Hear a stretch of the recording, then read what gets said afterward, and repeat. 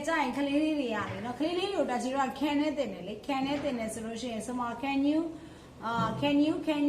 ဆိုရင်လည်းဟိုဟာလေးလုံးနိုင်လားဒီဟာလေးလုံးနိုင်လားအဲ့လိုမျိုးပြောတယ်လေအဲ့တော့ကို speaking တွေပိုင်းဒီလာတဲ့အခါကျလို့ရှိရင်ဘာလို့ရေးတဲ့စာအုပ်ကလေးတွေမှာတွေ့တဲ့အခါကျရင်ဘာတွေ့ကြမလဲဆိုတော့ could you ဆိုတာလေးကိုတွေ့မယ်ပြီးသွားလို့ရှိရင်လေမောင်တော့ငယ်တော့သင်ရတယ် well I will go ငါသွားမှာ I will come ငါလာမှာ I will ဆိုတာကြီးတွေ့ကြအဲ့ I will ကိုပဲတာချီတော့တခါနည်းနည်းလေးဟိုရွယ်ရောက်လာတဲ့ course လေးတွေမှာစကားပြောတဲ့အခါမှာ word ဆိုတာကြီးကိုတွေ့လိမ့်မယ်နော်အဲ့တော့ word တွေ could တွေကိုတွေ့တဲ့အခါကျရင်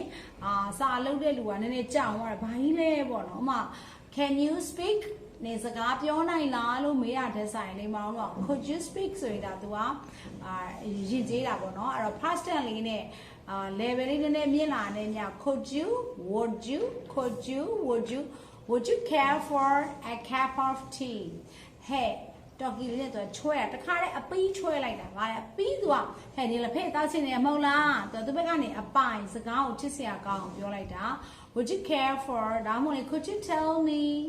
how to get there how to get there ဆိုအဲ့ဒီကိုဘယ်လိုရအောင်လုပ်ရမလဲကျွန်တော်ပြောပြပါအဲ့တော့ပါလေးတို့သိထားရမှာဒီနေ့ knowledge တွေကတော့လေမောင်တို့ပေးခြင်းတဲ့ knowledge တွေက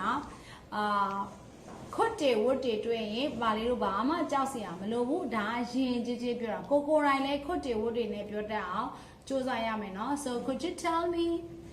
ဒါမျိုးလေးပေါ့နော်ပါလို့ could you tell me could you show me ဒါမျိုးတွေပါလေးတို့ပြောတတ်ရမယ်ပြီးတော့ခါကျတော့မစားနိုင်တာတွေတောင်မှပဲကွာငင်းမယ်ဆိုရင်တောင်မှ I just couldn't eat ကျွန်တော်မစားနိုင်တော့ပါဘူးခင်ဗျာကျွန်တော်မစားနိုင်တော့လို့ပါနော်ကျွန်တော်စဉ်းစားခဲ့ပြီးွားဒီကိစ္စကိုမစားနိုင်တော့ပါဘူးဒါမျိုးလေးပြောချင်စိတ်မဆိုးနဲ့တော့တကယ်ချင်းတော့နော်နေစိတ်ဆိုးမှလားဟဲ့ငါ့ကိုလေ I say would you mindဆိုရဲအဲ့ဒါမျိုးလေးเนาะဟဲ့မလုံးနဲ့စိတ်ဆိုးနဲ့เนาะအဲ့ဒါလေးကလည်းဒါရည်ကြီးခြင်းလို့သုံးနေဆိုတော့ပူကြည့်လေးတို့သိစေချင်ပါတယ်ရှင် I love you all